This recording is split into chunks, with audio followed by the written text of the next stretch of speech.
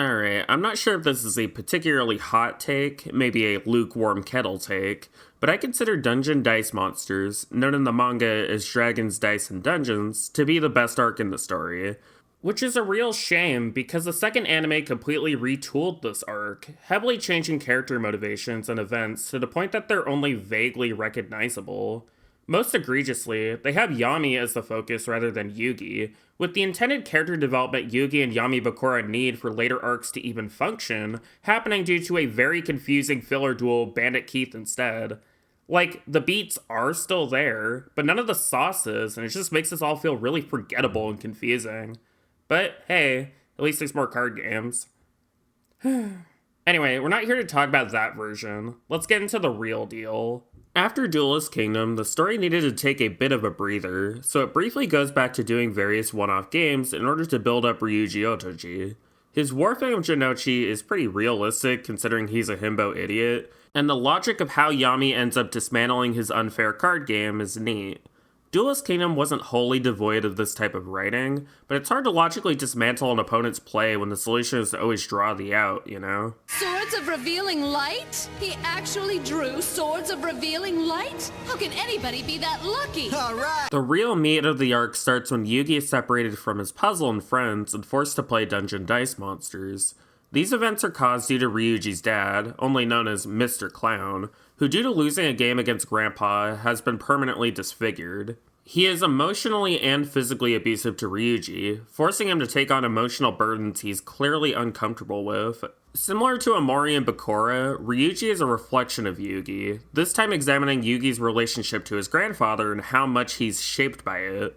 Yes, I know Yugi has an actual mom, but nobody remembers her, be quiet. Yugi is a kind, game-obsessed kid who is extremely loyal to his friends and is relatively well-adjusted, while Ryuji's confidence and moments of kindness are obfuscated by this ingrained hatred he's forced to carry. Dungeon Dice Monsters was a perfect choice for the game of this arc. Since it's a new game, Yugi can't rely on pre-existing knowledge beyond his own built-up intuition.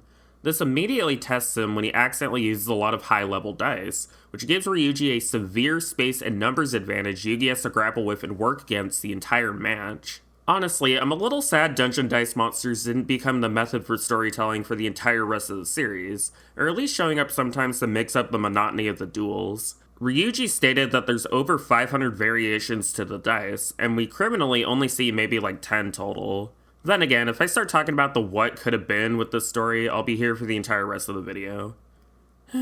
Along with this arc pressuring Yugi to grow and become stronger by overcoming the odds, another interesting wrinkle is Yami Bakura giving Yugi support through this, saying directly that only Yugi is capable of overcoming a trial like this. While he has ulterior motives under this guise, having Yami Bakura be a supporting character here gives him more nuance as a villain. He's always in the background, playing the long game and only stepping in to move a piece in the right place or counter something else. A lot of his actions here are an excellent reincorporation of information that we learned about 80 to 100 chapters ago, with the little soul seal he does to the puzzle being a successful version of what he failed to do in Monster World, along with revealing to the audience that the true purpose of the Millennium Items is to restore the Pharaoh's memories. What's even more interesting is he also makes reference to having seen the tablet in Cool Elna, something we won't have clarification for another 140 chapters, and it makes complete sense because we already know the Millennium Ring's spirit is some form of grave robber, and Cool Elna was created by grave robbers. If you weren't convinced Takahashi was planning the story's ending for a long time, things like this should make it even more obvious. After beating Ryuji through a combination of luck and intuition, Yugi is then forced to directly confront Mr. Clown, who has been so warped by what he lost that he's actively sabotaging the good things he has. Yugi is a completely innocent victim in this struggle, and Mr. Clown's willingness to make Yugi suffer the way he suffered is one of the saddest and most pathetic acts in the whole story. This becomes literalized with the puzzle retaliating and him accidentally starting a fire, with Yugi's act of saving him and Ryuji's comments on his behavior finally making him realize he was wrong. This all culminates with some really intense scenes of Yugi rebuilding his puzzle before the fire spreads too far, and Jinochi giving him as much time as possible to do so before rescuing him. Their friendship is so real and honest, by this point saving each other's lives multiple times. It's a great moment for Yugi, it's a great moment for Jinochi, and it's a great way to end the story. Overall, I would say my only real quibble with the arc's story is Mr. Clown and Grandpa never have a proper heart-to-heart on what happened, which is especially odd considering the recurrent theme of how past generations shaped the current one. While we do see Mr. Clown do a small redemptive act, it doesn't feel like a proper resolution, and we can only infer from subtext with Ryuji's later appearances that things between them have mended. That said, the actual way abuse is depicted and discussed is pretty complex as has been standard so far. I feel like Takahashi had a decent grasp on the subject matter and treats it with a careful hand. This is a great story, and I hope it gets a proper adaptation one of these days.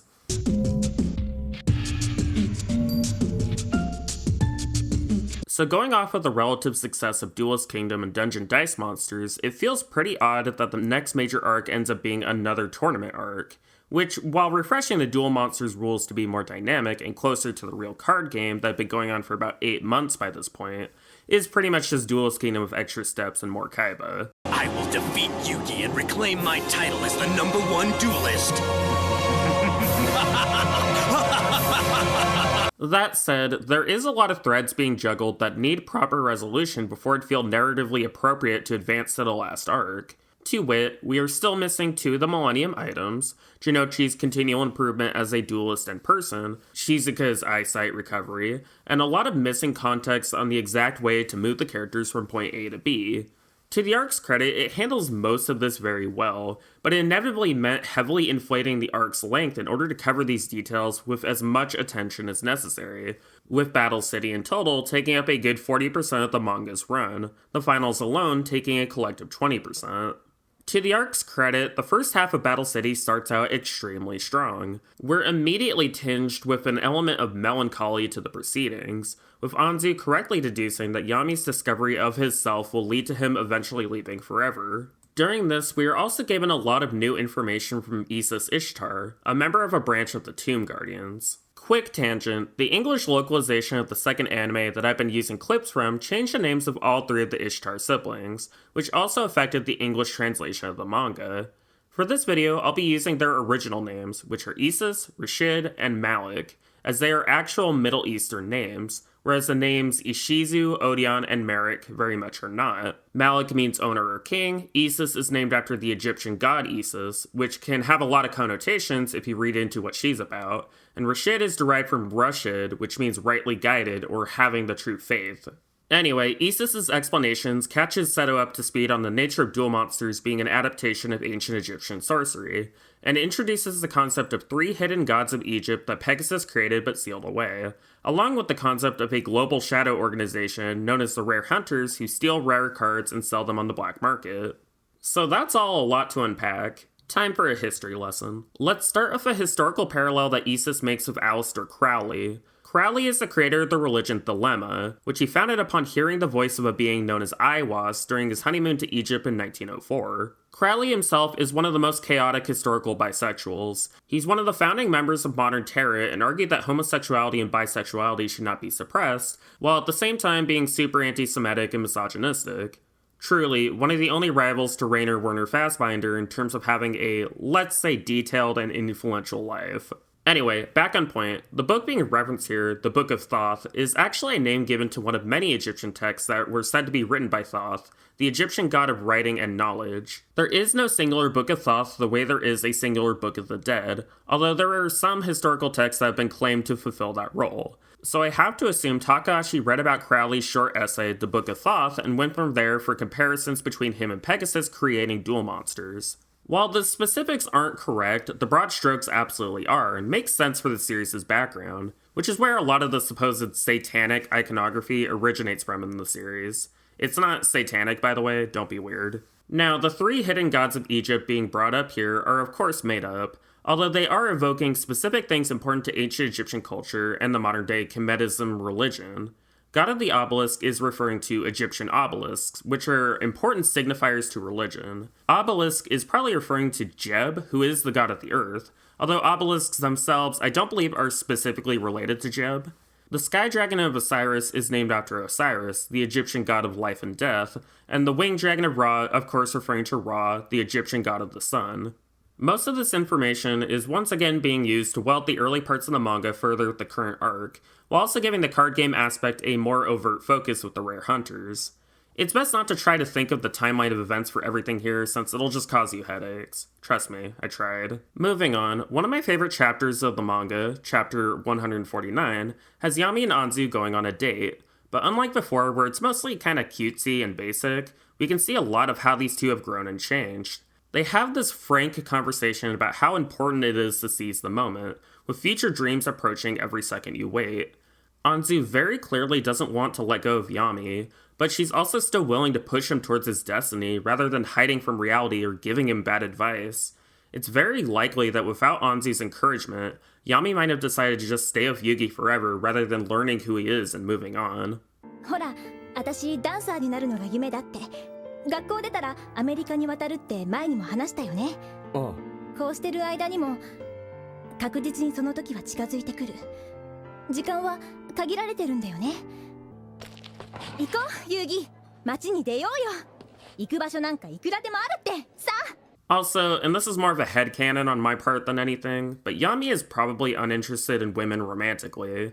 Like, he definitely cares about Anzu and values her as a friend, but the happiest he is through the whole day is when he's buying new cards to play with and how excited he is to tell his Aibo.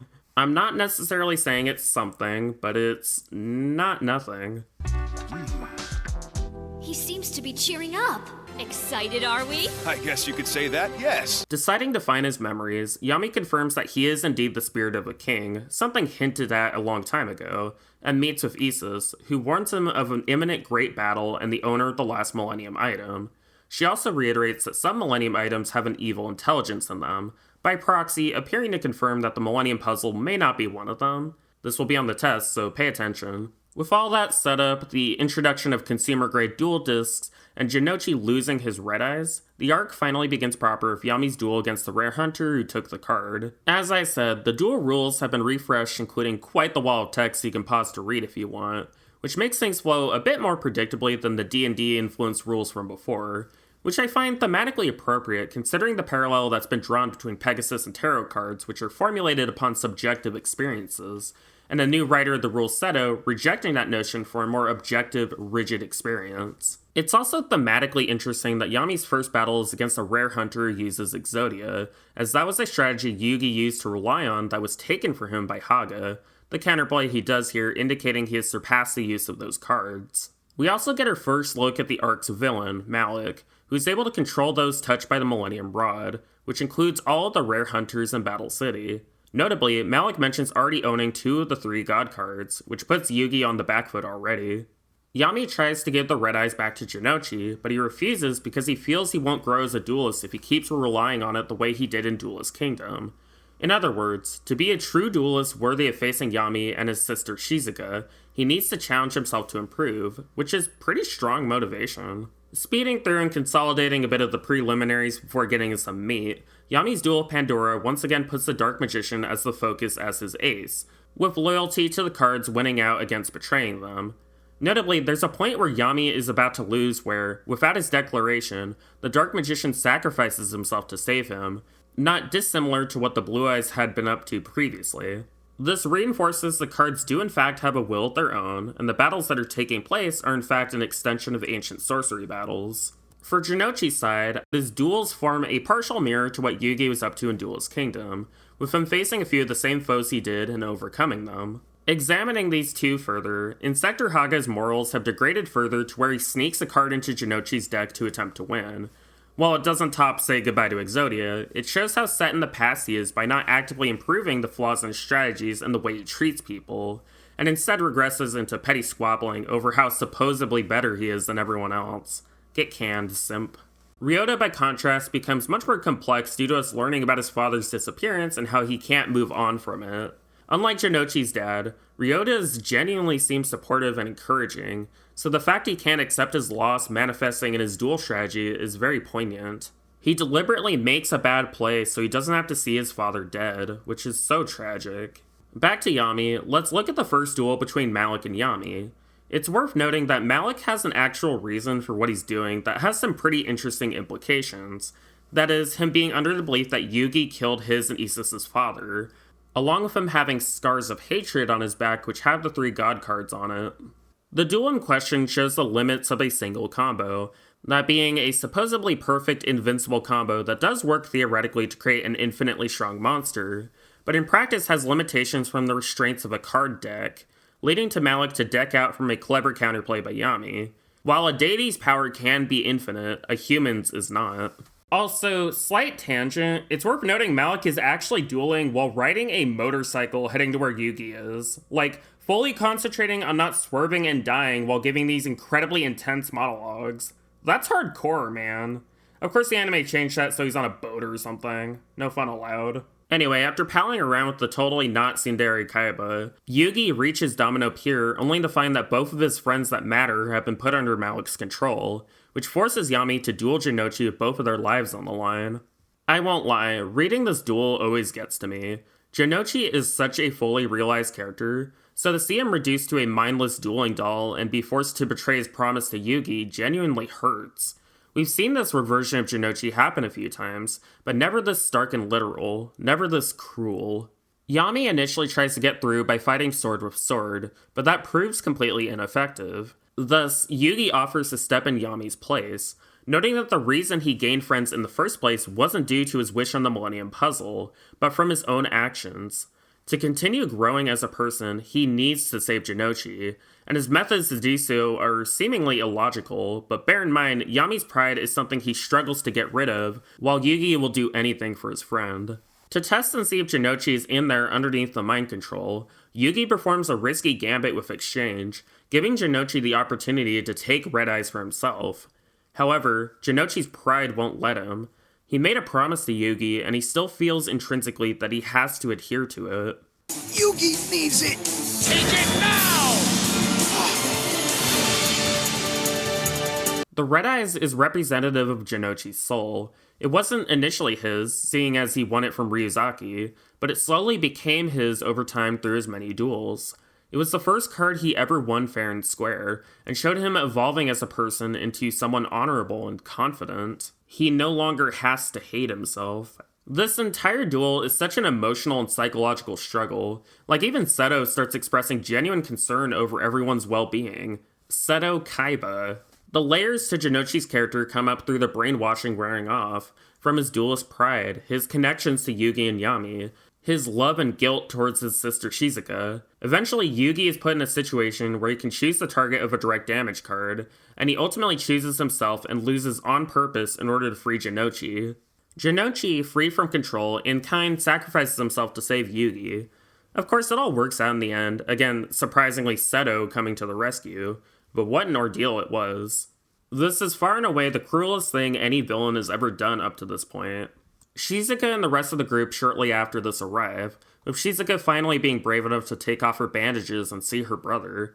Mai told her all about Duelist Kingdom, and Jinochi's bravery then and now helps her want to be brave too. The second anime has her save Jinochi here rather than Seto with the key, which I do get as a big dramatic moment and as a way to have Shizuka do something in the narrative that feels big, but for me, it feels way more real to have her work up the courage to use her eyes again, even if it's by effect smaller. Regardless of which version, this moment remains genuinely really sweet, and these events are something even Seto can't ignore. Similarly, Yami can't ignore this, and admits he learned something he was lacking from seeing Yugi's kindness. Alright, so far, Battle City has been a series of mostly interesting and dramatic duels that's been solidly building up multiple key characters for final confrontation where 3 god cards clash. The drama is pretty well written, and it's mostly using its core cast characters except Honda to their fullest extent. We have a complex, interesting villain who has done pretty awful things to Yugi and his friends, and we're heading into the finals where all this can be resolved and we can move on to the final arc. So, what if a lot of that strong setup fell completely by the wayside? Well, we'll get there. The duel between Yami Yugi and Yami Bakura is actually pretty good. Bakura uses an unconventional occult strategy in order to get around the strength of Yami Yugi's monsters, and he was solidly about to win if it weren't for perhaps the most literal example of a Deus Ex Machina ever put in any media, of Yami Yugi drawing and playing a god card. Interestingly, despite a gambit by Malik to force Yugi to forfeit by putting regular Bakura in danger, Yami Bakura actually just completely hates this idea and refuses to do it, choosing instead to lose honorably, which is honestly probably one of the nicest things he ever does, and it makes sense considering how much he's been willing to obey the rules in the past. He's certainly not above cheating, but some tactics just go against the whole spirit, you know? The duel against Rashid and Jinochi, in which Rashid is pretending to be Malik as a cover, is also really good for most of it. Rashid primarily using a spell and trap card deck which counteracts most conventional strategies, and Jinochi utilizing many of his acquired cards throughout the arc to compensate. Except Inside Queen, that card is terrible and should never be used by anyone. Don't know why the second anime makes him use it here. We even get some important backstory on the three Ishtars, where their dad, as it turns out, was a complete rat bastard who treated Rashid like a servant despite clearly being as much a part of the family as Isis or Malik. In order to protect the secret of the king's memories, the eldest son of the clan has to be engraved with an epitaph on his 10th birthday, a process that is extremely painful. Rashid is fully willing to do this in Malik's place, but Malik's father rejects this out of some form of hatred or elitism. If you note the color symbology in this one panel of Malik's mother, you can see how she's wearing white when talking about allowing Rashid to be a proper tomb guardian, while Malik's father looks on with this clear sense of rage and resentment, with his clothing being darker. This actually subverts the previous issue I noted with Shadi's group and their color symbology, although it doesn't excuse it, by noting how darkness within people can come from something tangible as influenced by the world, rather than prominently replicating racial stereotypes. Jinochi realizes through the duel that Rashid is not Malik due to how honorable he has been, which prompts Malik to tell him to use a counterfeit Ra card to prove he is in fact a worthy successor to the Tomb Guardians. While Malik is correct that Rashid not being able to be controlled by the Millennium Rod would indicate he is a Tomb Guardian by himself, I find it interesting that he puts Rashid on the back foot by him needing to use a counterfeit Ra to prove his worth, since obviously that would be considered a blasphemous act regardless of who is doing it. Considering what Malik said after the Rite of the Tomb Guardians, I suspect he internalized quite a lot of how his father viewed Rashid, thus, he sees no problem with Rashid using a counterfeit Ra rather than the real one, because all he initially sees him as is a counterfeit. Of course, using the fake Ra card goes horribly and it knocks out both him and Jinochi. This is where the arc starts to spiral out of control. Once Rashid is knocked unconscious, we're introduced to the true villain of the arc and... File this in the category of not good. I'm finally free again. Which means I can do things my way. So, how do I even begin to critique this? I guess first, let's give the full context of what Yami Malik is supposed to represent narratively. Let's note the rest of Malik's backstory, how he innocently wanted to see the outside world in opposition to his teachings, to have dreams outside of the pretty explicit abuse he's been treated to by his father. Soon after leaving, however, they're warned by Shadi that the spirit of the Great Pharaoh will awaken, and tragedy will befall their family through the Pharaoh's will. This ends up being completely true, as after finding out they disobeyed, Malik's father proceeds to brutally torture Rashid with hot knives and victim blames Malik for him doing this. This awakens another side of Malik, one that is extremely vindictive and cruel, who proceeds to murder his father. Once Rashid reawakens, Yami Malik disappears, and Malik in confusion cradles his now dead father. This causes Shadi to reappear and deliver a very cryptic line. It was the soul of the pharaoh that drove your father to his death. Malik, perhaps out of his own confusion and guilt, heavily misinterprets this to mean that the pharaoh himself was the one who literally murdered him. This somewhat conveniently lets him shift the blame of who's responsible for the situation from his father to the pharaoh, which is understandable considering he was 11 at the time. Yami Bakura's reaction to the same event is fairly interesting as well, but we'll have to put a pin in that for quite a while. Just, here's the corkboard again, there's the pin, we'll get to it. However, it's important to understand Shadi's actual meaning here, particularly since due to various external circumstances, the manga itself never properly clarifies this. I interpret Shadi's words here to mean that Malik's father was driven to his death by his warped desire to serve the pharaoh, and justifies a lot of the abuse he inflicts on his children through this lens, something that would most definitely horrify the actual pharaoh if he ever found out. If we assume destiny in this series is a malleable thing that can still be predicted by noting the will of others, then I can easily see why Shadi would think all of this is the will of the pharaoh. Without this tragic, devastating event, it's fairly likely the Ishtars would have spent the rest of their lives underground, completely unable to interact with the outside world, being abused by a man nobody could see, which to me is a far crueler fate. Rashid is the limiting factor to Malik's darkness, his true loyalty to him far and away representing the actual values the Tomb Guardians were supposed to be purporting. Therefore, Yami Malik represents a side to Malik that fully internalizes his father's abuse, becoming extremely cruel and selfish, having no loyalty to anyone. A bit similar to Seto Kaiba, actually. This all in theory is fairly solid. The issue, of course, is that Yami Malik is an extremely bland, mediocre villain who shouldn't have been written the way he is. His portrayal as this extremely volatile alter to Malik, while having some basis in real life with plural folks who suffer extreme trauma, is still basically playing pretty antiquated and weak horror tropes completely straight. A broken person becomes a monster who hurts people, and that's about the extent of the commentary. Psycho did it in 1960, Friday the 13th did it in 1980, and quite a few other films then and now are doing it. It's a bad trope that often goes pretty unchallenged, and it sadly plagues Yami Malik's character. As a quick side note, while I greatly dislike criticizing Takahashi's writing here since he is no longer alive and I hold great respect for him as an artist, I feel it would be dishonest to ignore my discomfort with this element, and I want to detail exactly why. I want to help elevate Yu-Gi-Oh! As a text worthy of genuine artistic analysis, and that requires dealing with complex subjects such as this. Now, this reaction for me might be surprising, since I've talked about liking both Yami Bakura and Yami Yugi before, but there's many key writing differences that set them apart. In Yami Yugi's case, the narrative directly comments on how both him and Yugi feel about their circumstance, and they grow to care about each other, along with Yami Yugi over time going from simply morally gray to a genuinely good person. In Yami Bakura's case, as a villain, he has a great deal more nuance and complexity to his actions that makes him more interesting to watch. He isn't sticking his tongue out and torturing people every 5 minutes, although to be fair, he totally does do that along with some murder, because he knows his schemes can't succeed with simply brute force. There's legitimate moments in the narrative where he'll deliberately play nice if it will benefit him in the long run. Yami Bakura is not a great metaphor for mental health, but he is at least a consistently written and interesting villain who doesn't warp the narrative around himself. Yami Malik's introduction and framing is secretly the great evil that must be purged from Malik, who conveniently excuses most of Malik's most heinous actions as being done by his alters so Malik can have a redemption arc. While I'm not opposed to Malik being redeemed since he is a victim of abuse and his trajectory towards evil was honestly kind of inevitable, considering how often bad dads in this manga and real life mess up their children, its execution here is sloppy and reeks of power escalation. This brings us to possibly the worst chapters in the whole manga, and on rereads I often have to skip them because I genuinely dislike reading them. I'm referring to, of course, Mai's duel with Yami Malik, where he spends the entire time psychologically and physically torturing her, mocking her for not being able to read hieratic text when she successfully manages to steal Ra from him, before giving a monologue about what he metaphorically represents before going full nihilist or whatever and using the god card to try to murder Mai. Of course, Yami Malik's overt cruelty and use of violence is reflective of what the story will later do to show how magic battles in ancient Egypt were done, but it doesn't really justify how bad this duel is and what it does to Mai as a character.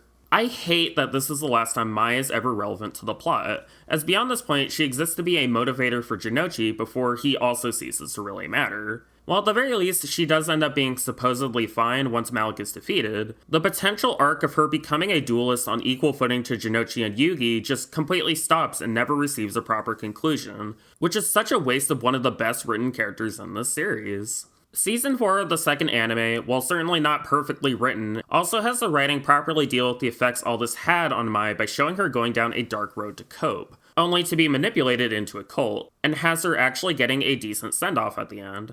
Now, to talk about a different and relevant story thread, I'll put this particular discussion on hold for the moment. Hello, Corkboard. Let's talk about Seto in this part of the arc. The duel between Isis and Seto is quite interesting as a discussion between predetermined fate and a future you write yourself. Isis has determined through the power of her Millennium Talk that Seto is destined to lose his duel against her due to his reliance on Obelisk backfiring, with Isis knowing full well that if these events play out as she expects them to, then her brother might never be saved. Isis is dealing with a contradiction. She wants to defy fate, but continually enacts events she sees because she devalues her own actions as pawns of fate. Seto, meanwhile, believes in forging his own path, doesn't want to accept that his current conditions are predetermined. Responding to this, the Millennium Rod grants Seto a glimpse of the past, where he's shown mourning a woman he's never met before in front of a tablet representing the Blue Eyes White Dragon. This vision changes the course of fate, and shows that Isis's actions are not predetermined, that believing so just leads to doomerism, honestly. Remember that joke I made about Dragon Ball Z power scaling, but it's always Kaiba? It is happening again. Let's now talk about the penultimate duel of the arc between Yugi and Seto. This is two pros who, after a long road of growth and change, are finally settling things, and that's felt in the writing. First, the duel here is stellar, with each of their decks being carefully designed to counteract the other and prevent top deck cheese from saving the day, highlighted by the moment Seto has to play a card to dig out Osiris from Yugi's deck before Yugi steals it back with exchange. Second, the emotional stakes are very interesting, since we've grown to understand Seto as a character over time. We know that he wants to reject Gozaboro's influence in his life totally, but he still internalizes the incorrect notion that to do so is to win, which validates Gozaboro's perspective. Noteworthy is the detail that Seto transformed Kaiba Corp from a weapons manufacturer into the creation of video games, noting the VR tech he developed was used as a military simulator by his stepfather. This indicates that his raw passion for gaming extends past just fond memories into something deeper, more ideological and based in identity. He defines himself as a conqueror the way his stepfather would have wanted, but he can only be freed from that destiny once he has a final definitive loss to Yugi. Initially he pouts at this, but multiple wake-up calls from Isis and Mokuba finally opens his eyes to the truth. This hatred towards Gozaboro, while entirely justified considering what he did to him, is ultimately a weight that clouds the future he claims to want to forge for himself. Finally reckoning all of this, realizing that winning against Yugi would have meant nothing and his emotional battles can't be won through shows of force, realizing the ways in which Isis cared for her brother the way he cares about Mokuba, Seto makes a definitive choice of friendship and gives Yugi a critical card he needs to defeat Yami Malik. This is such a complex and interesting exploration of how a person who suffers from abuse can develop empathy with other people through understanding how they struggle with similar circumstances. Seto is easily one of the best written rivals in all of shonen manga, and this final part concludes his arc in a satisfactory way. Now, unpinning the discussion of Yami Malik, by contrast, a lot of his duel writing falls pretty flat due to how overpowered Ra is as a card. Like, good thing he received the full revelation of the Millennium Rod so that only he can decipher Ra's super special ability, elsewise he might have to win by doing a strategy besides spamming it. It's what makes the duel between him and Shinochi so frustrating, because it briefly hints at a way better conclusion to the arc. Imagine if someone who had no destined magical bloodline connection to the ancient past did win against someone so assured of victory. That would have been solid. It fits with the established themes, would help progress Shinochi's character arc, maybe would have enabled Yami Malik to actually get some character development by realizing his methods were wrong. But no, can't have that. Yugi has to do it, I guess. It's not that I dislike the use of shadow games as an added danger element to duels. That last battle with Pegasus is legendary. Just that how they're being used here actively weakens the character writing rather than strengthening it. Sacrificing two major characters and giving Ra such broken abilities just strains any sense of narrative tension, and is absolutely the result of the weekly grind sanding away Takahashi's storytelling capabilities. The worst example being Yami Yugi winning thanks to top-decking Dimension Magic, a completely normal card that somehow is able to destroy Ra despite no other cards being able to do this. The anime tries to gas this up by turning it into Ragnarok, but it still feels like a narrative contrivance to help wrap this nonsense up rather than any satisfactory conclusion. I honestly do think that all the stuff with Yami Malik could have worked out if, instead of treating Yami Malik as this murder psycho hate sink with no personality, Takahashi instead ran with the initial first explanation Yami Malik gives about himself and did something with it. How he is a personification of all the darkness and hatred Malik feels towards both himself and other people. To give a contemporary example of what I mean, the narrator in the Game of the Year of 2023 and 2024, Thirsty Suitors, is an amalgamation of the main character Jala's perceptions of her sister and a lot of deep-seated insecurities and guilt she feels. Right before the end of the game, Jala and her have a direct conversation on how necessary she is to Jala's life, and you can choose through dialogue to come to peace with Jala's self-hatred while also acknowledging everything that the narrator did for her. I didn't want to admit I had you inside me. You're selfish. You'll pick yourself over everyone else. But you know what? I need you. I need to accept you. Because being a little selfish isn't wrong. Protecting yourself isn't wrong. Actually, it's a relief to know I'll pick my own survival when my back is really and truly against the wall. I see it now. You made me safe. Thank you for everything you've done. You're a part of me. You'll always be a part of me. Remember, Yami Malik's entire existence was born out of the hatred Malik feels for his abusive father, which was completely justified. Malik's father was a rat bastard who was planning to hurt Malik as extremely as he hurt Rashid. He has no redemptive qualities, and if Yami Malik hadn't done something, the Ishtars would have been caught in a cycle of torment forever. Yami Malik was caught between two terrible choices and chose the one that led to freedom. I suspect Takahashi himself realized later that he made a lot of mistakes, since he's drawn art after the fact that implies a much more nuanced perspective. This image alone I'm showing here, the two Maliks, being better than about 90% of what's canon with them. With all of that finally discussed, I do want to mention that I actually do like that once Malik regains control, he chooses to lose rather than continue fighting, recognizing his own fault in what has happened and putting right what he can. What Issa says about Malik being the one to end the cycle of violence in the Ishtar family is very interesting, and the acknowledgement that Rashid is part of the family is genuinely great. Overall, Battle City is a good arc with unenviably massive writing and pacing problems. Contextualizing the fact that the manga is dealing with the explosion of popularity due to the real-life trading card game, the fact that Battle City manages to retain much of its core identity and purpose while juggling a lot of disparate plot threads is very admirable. I see the bones of a genuinely great arc in here, but I honestly feel the execution is marred, which is a shame, but it's ultimately something I accept about the story. Now, let's finish the manga.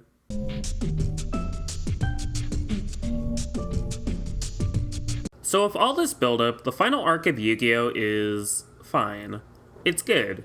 Great, even? I go back and forth on it a lot, to be honest. There's a lot of interesting ideas in here that I'm going to be unpacking, but due to various factors, the arc also has a lot of disappointments. In contrast to Battle City, Memory World feels incredibly rushed, having a solid start and ending, but a messy and confusing middle where a lot of key character details can only be inferred.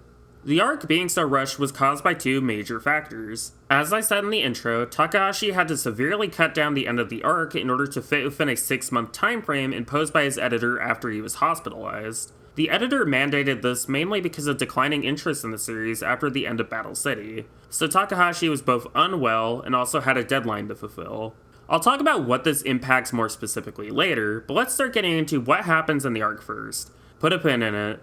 The arc opens with backstory concerning Yugi's grandpa, revealing that he was the one who first discovered the Millennium Puzzle. This contradicts the earlier story he gave in Chapter 1, but it's honestly more interesting from a character perspective to involve him. Plus, it does pretty logically answer the question of where he even got it from, since he isn't rich. I'm not into his companions being conniving, cowardly stereotypes, though. Takahashi really could have done a better job there, like he already did before with Rashid, Isis, Malik, Shadi, etc. The only other notable part of this flashback besides that is the implication that Solomon is a descendant of someone named Simon. Considering we are seeing this vision of Yami through Solomon's perspective, I have to assume this hallucination is an amalgamation of his past incarnation's memories and the puzzle itself recognizing him as someone worthy of taking and trying to solve it. I'll dig more into the implications of all these incarnations in just a moment. Anyway, in the modern day, a thief tries to steal Yugi's god cards and Yami Bakura stops them, which gives him the perfect opportunity to manipulate things to his advantage to gain Yugi's favor, by giving him the Millennium Eye he stole from Pegasus 148 chapters ago. Sheesh, been a while, huh?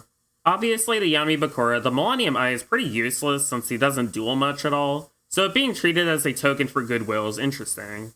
The true game hasn't even started yet and he's already moving his pieces. The next day, the gang goes to Domino Museum in order to hold the god cards to the tablet and are met with... Okay, so Babasa is a character who, while very important to the plot, also has a design that evokes blackface stereotypes. Since I really don't want to show what Babasa looks like constantly, I'm just going to use this edited image done by my friend Eyre and just stick right over his face when necessary. For his actual narrative purpose, Babasa exists sort of as Shadi's messenger in order to prepare the Pharaoh for the world of memory. Why didn't Shadi do all this himself, you say? Well, we'll get to it, this arc's a lot. En route to the tablet, Anzu is ruminating and gets the idea to buy a cartouche, as ancient pharaohs had their names inscribed on them. She was perceptive enough to notice that Yami Yugi's name was missing from the tablet, and wanted to be nice and help her friend. Unironically, this is the single most important thing anyone ever does in this series. You'll see. This arc's a lot. The pharaoh holds the god cards to the tablet and is immediately transported to his world of memory. The pharaoh is introduced to his 6 high priests who all possess Millennium items, which allows us to see how they were supposed to be used in their original context. Notably, the Millennium Eye reveals the true form of Ka, which the narrative explains as spirits that reflect the nature of a person they come from, which is, again, actually based on a real concept in ancient Egyptian religion and Kemetism. In Yu-Gi-Oh!, the Ka is a literal being that represents a soul, reflective in the narrative of how ace monsters used by the protagonist represent them as people, and the Ba is reduced to just being life force. The Millennium Key's purpose is to see a person's heart, the Millennium Rod's purpose is to seal extracted Ka and stone tablets for later use, the Millennium Talk reveals potential futures, the Millennium Scales weigh the evil and good in a person's heart, and the Millennium Ring seeks out what a person desires. All this information is thrown in sharp relief once Thief King Bakura shows up with the pharaoh's father's body. Critically, none of their Millennium items work properly on him, because how Bakura frames morality is entirely different from the hierarchical structure. While it was very much implied that Yugi, Bakura, and Seto were some form of reincarnations of people from the past, with Yugi and Bakura being the vessels of said people, this scene also reinforces that quite a few characters are actually descendants of these people, such as Isis for Isis, Mahad for the Dark Magician, Simon for Yugi's grandfather, and so on. This is partially explained later as people being reincarnated in order to finish the battles from 3,000 years ago, which lends an element of fate to the proceedings. The reason Bakura is so determined to gain the power of Zork in order to usher in an age of darkness is due to genuine, unceasing anger towards the former king and his son, due to the Millennium items being created by a genocide initiated by the former pharaoh's brother Akhenaten in order to win a war, the creation of which was formulated from something called the Millennium Tome. Akhenaten authorized the use of rumored spells in it, not knowing he, by effect, ordered the genocide in order to repel an encroaching army. Thus, the entire village of Kul Elna is cruelly and maliciously sacrificed under the loose justification of them all being grave robbers, with Bakura being the only survivor. So, well, fuck, that's a lot. It is an understatement to say this arc opens a can of worms, so I'll have to back up and start simple, and then get into the actual framing of Thief King Bakura and its various issues. While this is going on, Yugi and pals head into the Pharaoh's heart in order to find the door leading into his memories. There's that shard of Bakura's soul again, holy cow, that took a while. As they explore the maze of his heart, they are continually confronted with traps and traumatic memories, such as the Duel of Kaiba in Duelist Kingdom. Yugi then realizes that the maze is reflecting the uncertainty in their own hearts, and after focusing, they're able to show the door they can't see and go into the world of memory. This, in effect, confirms that the maze in the Pharaoh's heart was a reflection of his own uncertainty towards his identity, and how the friends in his heart do give him power and stability. During this time, the Pharaoh, his priests, and Thief King Bakura are in the middle of multiple fights, including a strange time rewind done by a future incarnation of Akhenaten. As they set up to the arc's final battle, we should now discuss the implications of Kul Elna, which requires acknowledging a different subplot involving Kisara. Basically, Kisara is a morality pet for Priest Seto. She is an innocent person who is bullied for being white, and she essentially has no agency due to systems at play who seek to exploit her spirit. One important tidbit to tease out here is how Priest Seto mimics the behavior of his father Akhenaten, and meticulously works to dehumanize many people of lower status than him through psychological and physical torture. So, Priest Seto developing empathy towards Kisara indicates a shift in his morality, an acknowledgement that what he had started to do for the purposes of war was fundamentally wrong. Bringing back that pin I made at the start of this section, this is where I suspect the 6-month deadline ended up more or less completely ruining the story, since while we're getting extremely critical information on how systems of power interrelate and cause atrocities, Takahashi only had a 6-month deadline to properly conclude his story.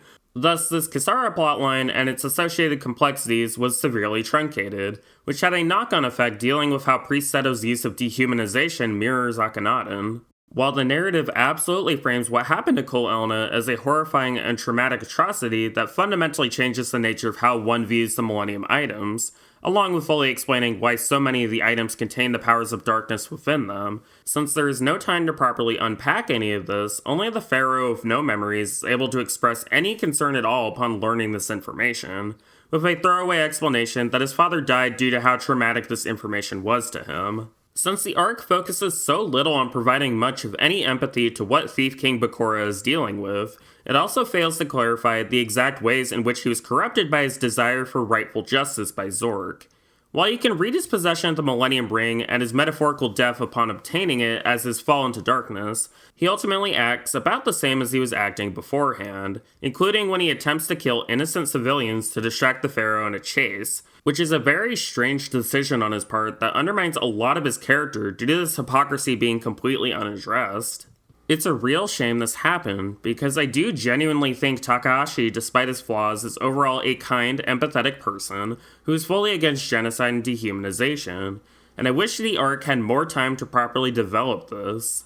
However, there is one element that I think wholly works. For you see, the real villain of the arc is not in fact Bakura, it's Akhenaten.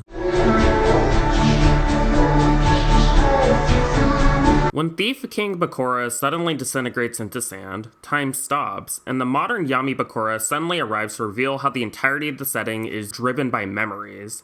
As Akhenaten approaches the Millennium Stone, Yugi and friends suddenly realize that the entire setting they're in is just an RPG, and we pan out to see the true game being played between the Pharaoh, Yami Bakura, and the corpse of Akhenaten.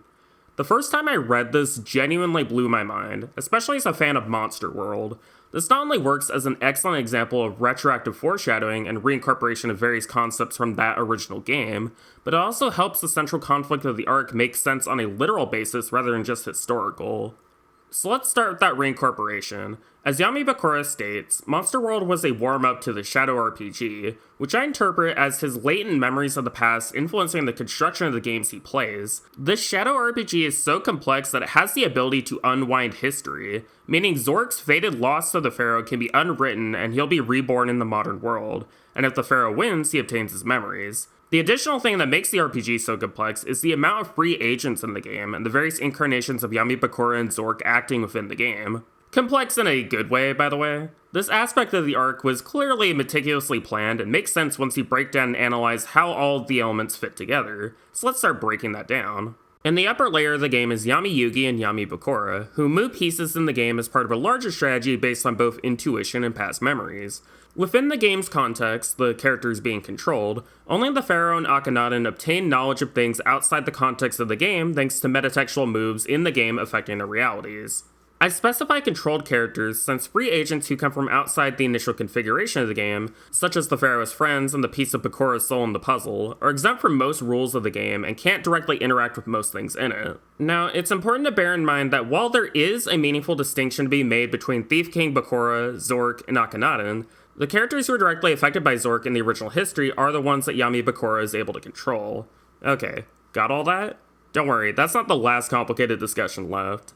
I'm clarifying all this because the anime adaptation gets all of this mostly wrong, which makes the plot very hard to follow, but it's clear in the manga. Seriously, I'd have to do an entire other video just talking about the problems with this arc's adaptation, even in the Japanese version. You take the already rushed plot lines from the original and make them even worse. It's not good. Present-day Kaiba wasn't even here, like what the heck is going on? As Akhenaten ascends into the High Priest and they have an important conversation on that, I want to make a pretty crucial note that while the manga has many implications and statements saying Akhenaten was being manipulated quite a lot by Zork, it's important to emphasize the manga is not explaining away Akhenaten's genocide at Kul Elna as him being under the influence of Zork's will, since Zork himself is not the originator of darkness, he was created by the darkness in people's hearts. This is consistent with what present-day Akhenaten explains to his past incarnation before he rewinds time, that a person's fate is not determined by their birth and is instead determined by the course of someone's life. This is important since the entire reason Akhenaten wants the throne is solely for his own ego. He feels extreme jealousy towards his brother and does not care about the responsibilities associated with such a title, and he views Seto as an extension of himself to fulfill that ultimate goal. Like, by this point, Akhenaten has already ordered the murder of an entire village and wished for his son to take the throne. Despite his proclamations otherwise, he doesn't have the Pharaoh's loyalty in his heart, and definitely doesn't care about people of lower status than him. So his devolution into supporting Seto's torturing of criminals was probably going to happen regardless. The person Akhenaten becomes later was born from the darkness in his heart, the same type of darkness that created Zork.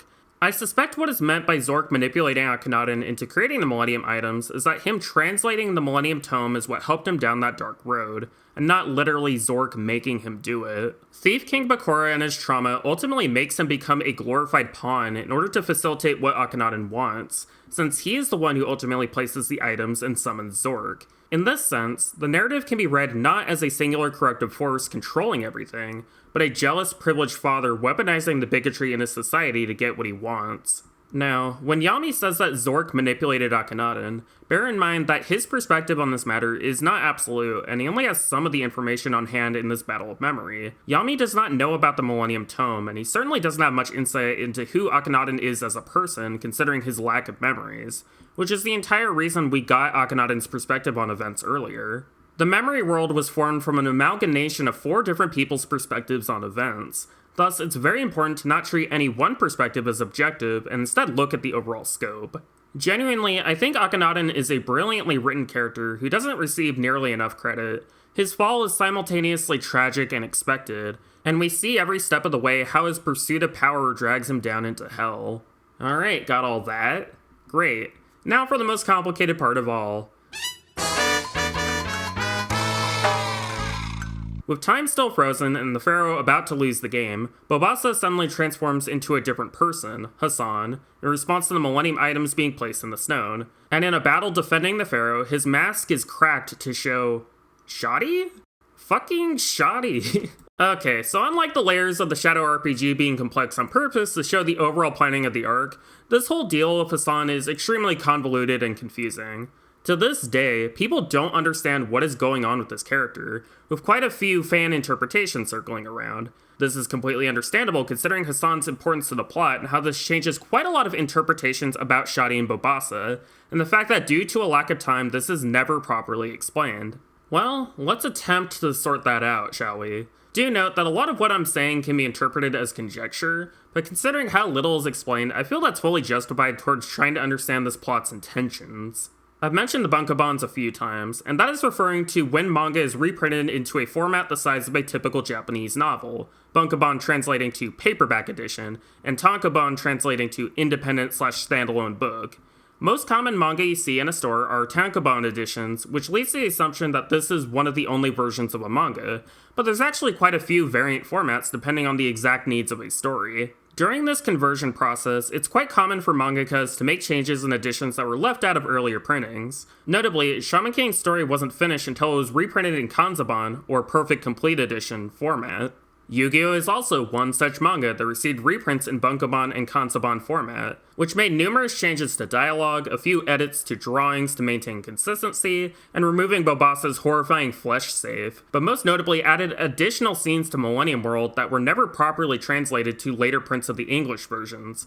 For example, a few pages where Akhenaten attempts to kill Kisara in order to get her dragon spirit, and failing that, kills a guard. The pages also give Kisara the tiniest bit of characterization, where she feels that her spirit might have unintentionally caused the evolving tragedy with Thief King Bakura. Easily the most important part, though, is 2 pages added after Yugi and the gang go into the Pharaoh's heart, with Yami Bakura showing up to take the Millennium Puzzle in order to set up the Shadow RPG. More importantly, we see that Bobassa is not present with everyone else, as Shadi's spirit looms over the proceedings. This heavily implies a spiritual link between Shadi and Bobassa. However, Bobassa is clearly not intended to actually be Shadi in disguise or something, since he does have thoughts indicating the opposite. If I'm understanding correctly, then what happens to Bobassa after the Millennium items are placed, and the reason he doesn't reappear after Hassan dies, is he fused his spirit and soul the same way Mahato had done previously, making the difference between him and the Magus of Illusion meaningless, forming the Dark Magician. We previously saw Hassan showing up to save the Pharaoh after the time reverse, implying Hassan awakens when Bobassa is out of commission, which heavily indicates that Bobassa and Hassan are 2 sides of one another similar to how the Pharaoh and Yugi are.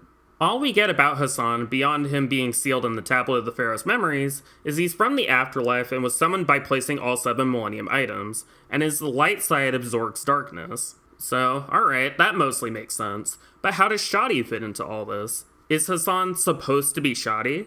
If so, what does that mean? Well, I interpret this similar to other reincarnations in the series. We know as a fact that Shadi was a living person who was then at some point killed, presumably by Yami Bakura. We also see at the very end of the manga how Shadi as a spirit is connected with the destruction of the Millennium items. Therefore, this implies that Shadi and Babasa are reincarnations of both Hassan and the Millennium Stone itself, with Babasa being a living holder of the items, the vessel, as it were. The pharaoh's father sealed a part of his soul in the tablet to bring Hassan as a protector, and considering the amount of sentience the Millennium items themselves have, I think it's fully reasonable to assume when Hassan died, due to his connection to the Millennium Stone, he was later reincarnated into two separate but related people. Shadi's continual drive to help the pharaoh through various means makes complete sense if you interpret him as trying to follow his own echoes of memories the way Yami Bakura is, along with his genuine belief in helping the dead come to rest. Okay, wow, that was way too much. Can you see why my opinion of this arc is so mixed now? There are so many intricate and detailed elements here, so many ways in which the text contradicts itself, and it forms this truly fascinating, albeit not wholly satisfying puzzle to solve. It's a genuine tragedy this middle section wasn't fleshed out to its fullest potential, because this would easily be the best arc of the series otherwise.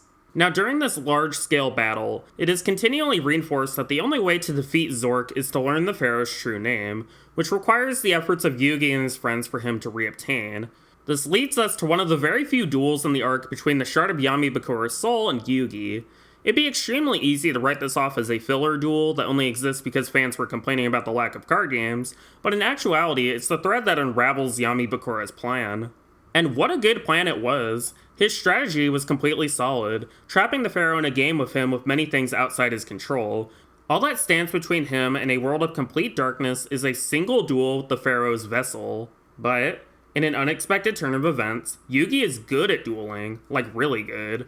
He's patient and careful, and knows how to deal with unexpected situations. While much of the focus of the series has been on Yami Yugi, Yugi's understated character growth has been going on in the background. Defending Jinochi and Honda, telling his friends there's another him, stopping his other self from killing Kaiba, helping Yami defeat Pegasus, winning dungeon dice monsters by himself, saving Jinochi from drowning.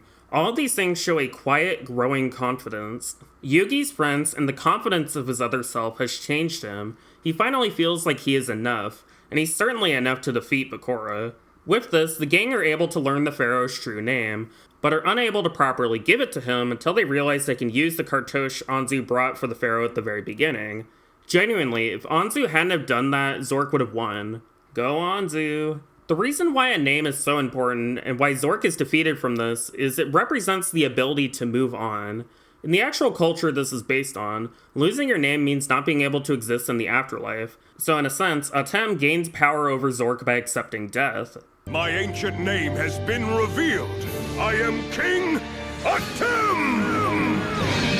I'm gonna file this in the category of good. However, we're still not done. Akhenaten is still alive, and despite his many efforts, including killing Kisara to release the Blue Eyes White Dragon, is unable to convince Seto to betray the pharaoh. So, in a move paralleling Gozaburo 3,000 years in the future, he unalives himself in order to awaken an all-consuming, controlling hatred in Seto's heart. This whole last fight against Priest Seto and Atem, I would argue, is actually great and suitably low-key.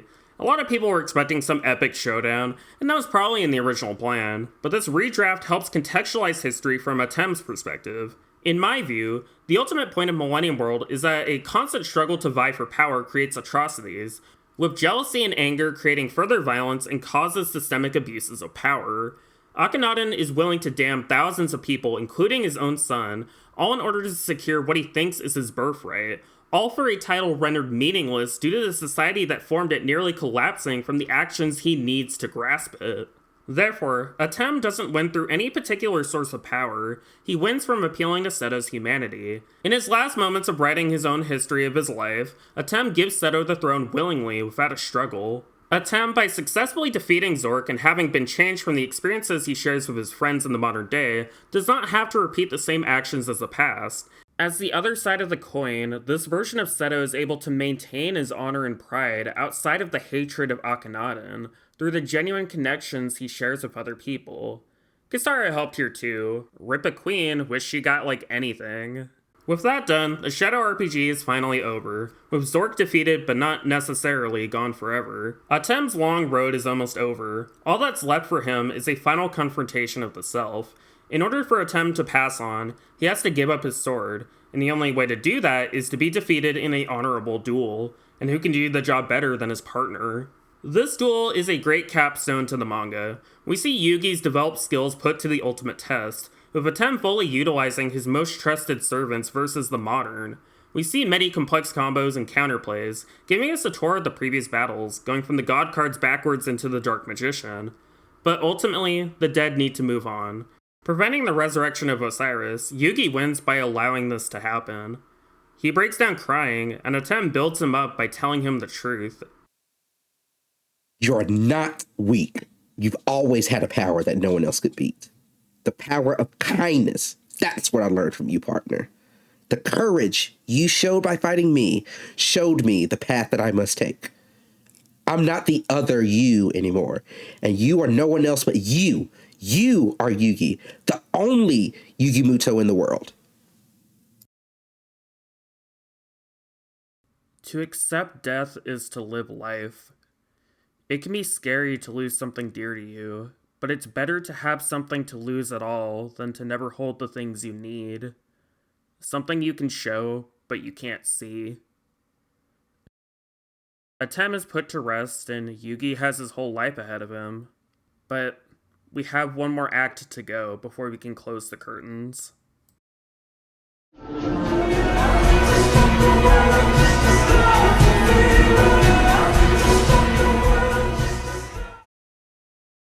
So after the end of the manga in March 2004, a pretty impressive 7.5-year run, Takahashi took a step back into a more supervisory role in other parts of the franchise. There's some conflicting reports to what extent he was involved in the writing process for the spin-offs, but he at the very least was involved in the design process for character designs and new monster summoning methods, so that include Yubel's design and synchro summoning. For the most part, it seemed like he was fairly hands-off and was willing to allow his assistants to handle other duties, such as Akira Ito doing the spin-off Yu-Gi-Oh! R only a small amount of time after the end of the original manga's run. To quote Takahashi, he was just flat-out tired, which is absolutely fair. Here's a quick timeline of events between the end of the manga and our next topic. As you can see, a lot of these spin-offs have a lot of interrelation, with multiple people involved in various works that can exist functionally without Takahashi's direct involvement. For the original manga's 20th anniversary, a new film was commissioned called Dark Side of Dimensions. Unlike these prior spin-offs I just listed, however, Takahashi was heavily involved in the writing process and even did some keyframes in a scene. Also notably, the movie was a continuation of the manga's continuity rather than the second anime's, the most relevant difference being Kaiba's absence from the ceremonial duel, so he never received the closure of Atem that his anime counterpart did. But he managed to come up with an unprecedented strategy to defeat the Egyptian god cards. I've never seen anything like that before.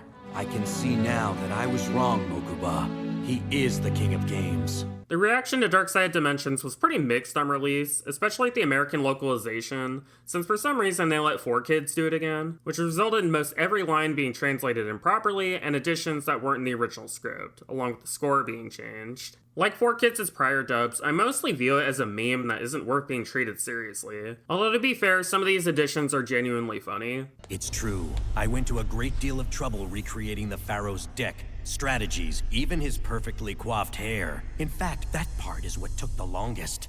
So for the purpose of analysis, I'll be going off the Japanese dub from here on.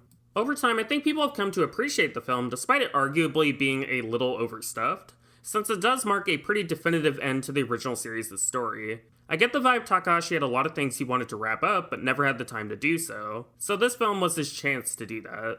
Let's get right into it. After a cold open where Seto is being very normal, we get reintroduced to Yugi and his friends right before graduation. Their dynamics are pretty similar to the series, although they clearly have grown up quite a lot and are getting ready to move on with their lives after school. Similar to Dungeon Dice Monsters and Monster World, the gang gets involved with the plot thanks to a new transfer student, Aigami, who has some deep connection to Shadi along with something called the Prana. Cutting from this, the film depicts a duel between Atem and Seto, with Seto getting a definitive win only for it to be revealed as a simulation. While talking about Atem's perfect hair, he expresses frustration that he is unable to improve personally since Atem left his life. In a lot of ways, he is paralleling Pegasus's endless pursuit for his wife, being unable to accept that someone so important to his life is gone. Seto flies to Egypt for the Millennium Puzzle, only to be interrupted by Aigami, whose real name is Diva. Rather bizarrely, there's mention of a hierarchy that Seto implemented in Domino City where you had to be registered as a duelist to live there. ドミノ町の全てを支配する海馬コーポレーション。デュエルデッキを登録しないと住民登録もできないなんて。What? Excuse me? Now, this makes sense within the story's context, since Seto, willingly or not, is replicating many of the same behaviors his prior incarnation priest Seto was doing, which includes constructing his own kingdom. But even still, this is a pretty wild thing to mention. Guess we know why Judai goes to dueling school. Now we get into what I was saying about the film being a bit overstuffed. While there is plenty of narrative justification for Diva and Seto to have a duel, the fact remains this movie is 131 minutes, and most every duel in it feels like it goes on twice as long as it should. Considering the amount of cards this movie introduces that were added to the real-life card game, not to mention how plot elements in this and Transcend game are soft-launching the concept of the Duel Links mobile game, which was released less than 6 months after. I have to suspect the studio imposed a certain amount of promotion into the narrative in order to sell cards, which, let me tell you, is quite weird in a movie dealing with the concept of death. Still, at least it's not as bad as the Pyramid of Lights pacing. Oof. At the very least, Takahashi manages to sneak in some more D&D crap. This leads to a pretty incredible scene where Seto wants to see Atem so badly, he pulls a literal Deus Ex Machina and summons Obelisk to win.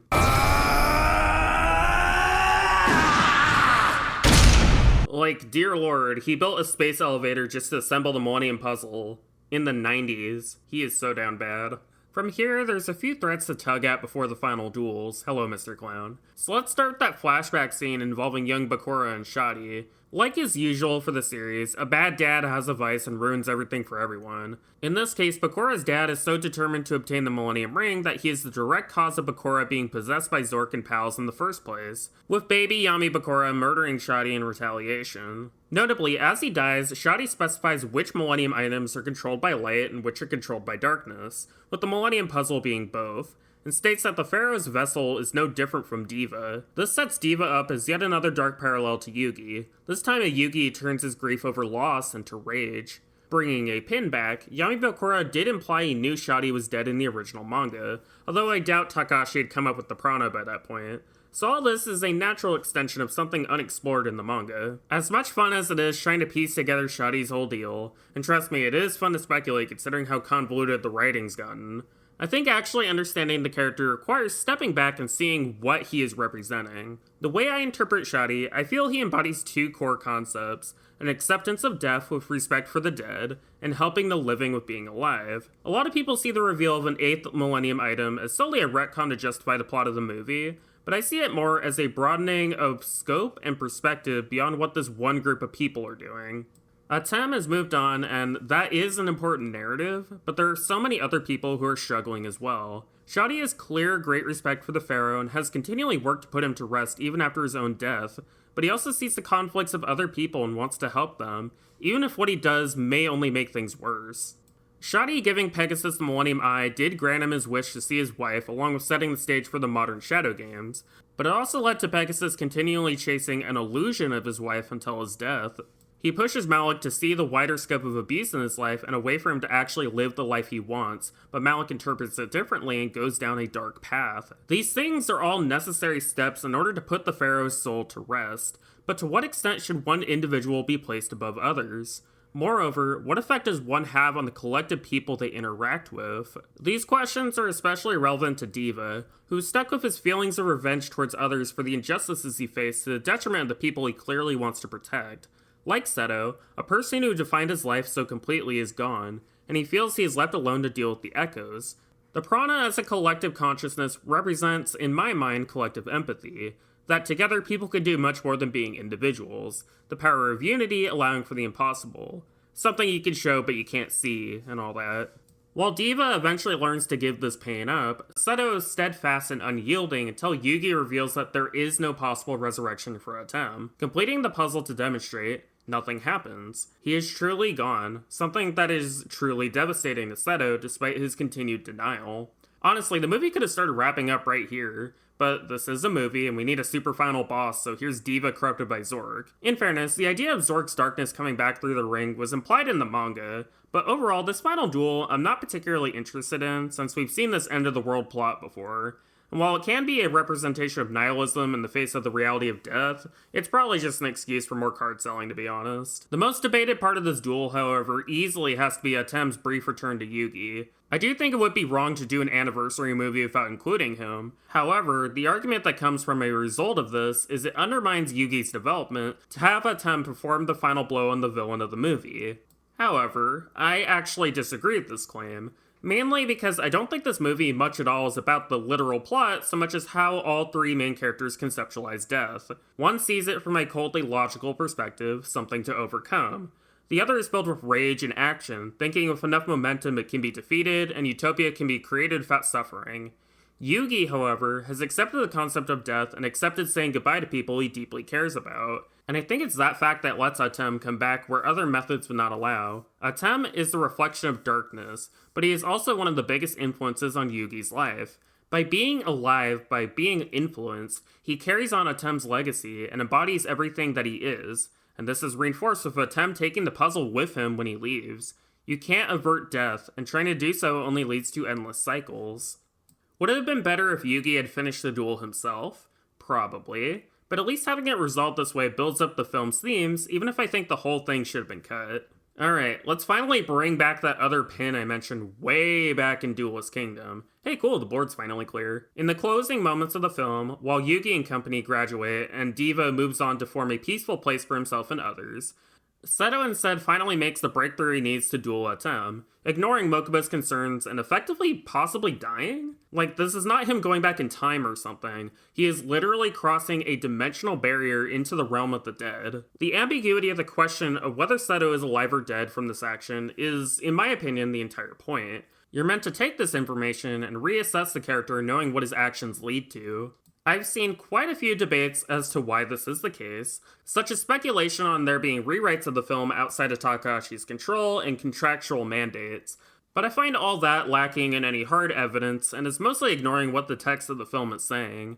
It feels more to me that people don't want to accept this dark reality for Seto in order to construct a happy ending for him.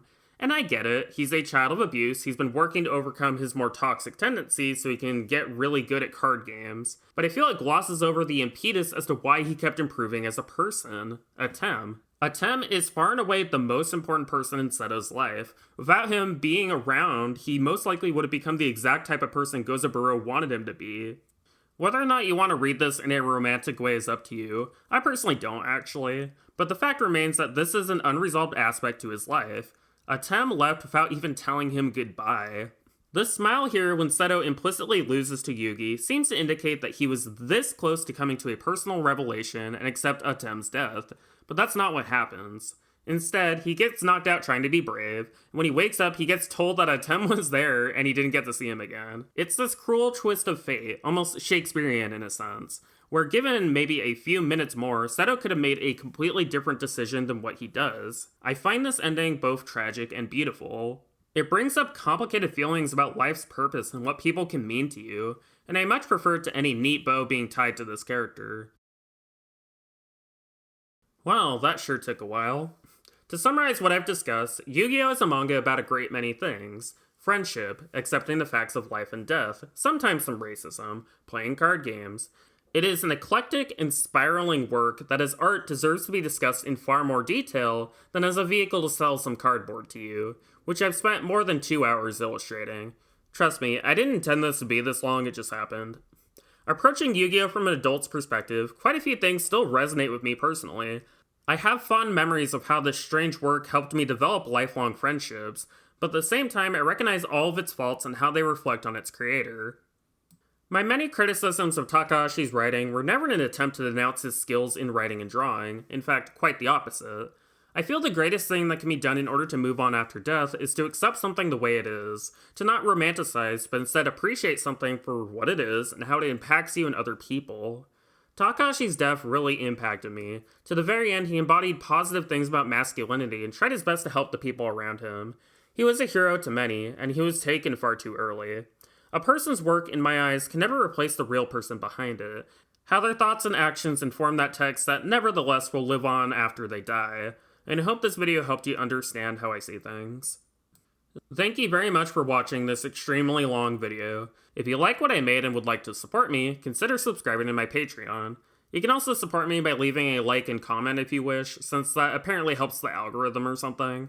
Anyway, I hope y'all have a great day, and I'll see you later.